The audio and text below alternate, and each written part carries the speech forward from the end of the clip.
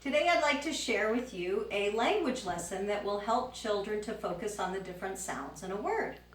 So the first thing I would do is gather some different objects. I have about 10 objects that I found in my house. For instance, a car, a block, a straw, and then I would make sure, I would verify with the child that they know the names of each of the objects so they'll be successful when we continue playing. So for instance, I would just ask them, what is this? Yeah, it's a rock. Or what do you call this? Yes, it's a doll. With very young children, you'll want to focus on maybe just using one object at a time so they can focus on hearing the first sound in the word. For instance, I'm thinking of something in my hand that begins with the sound S. Can you think of what I'm thinking of? Scissors. Yes, that's it. Or I'm thinking of something in my hand that begins with the sound B. B. Yeah, it's a block.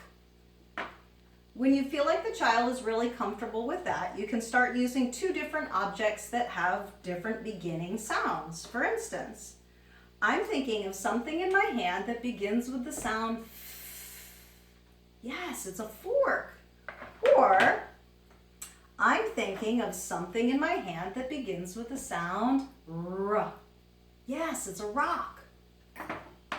After doing that for a while and you feel like the child is being very successful and they're able to get the beginning sounds, then you can choose two objects that have the same sound but a different ending sound. For instance, if we had a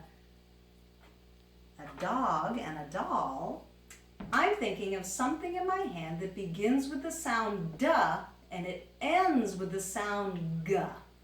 Yes, it's a dog. Or I'm thinking of something in my hand that begins with the sound s and it ends with the sound n. Can you hear that? Yes, it's spoon.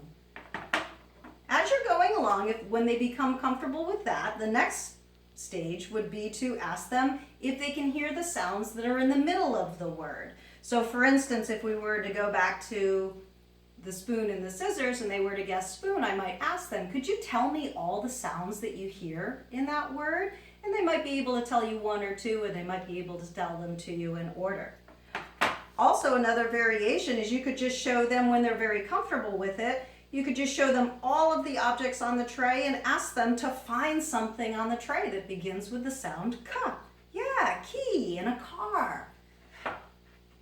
I think that you will enjoy playing this with your children as much as I enjoy playing it with them in the classroom. Thank you.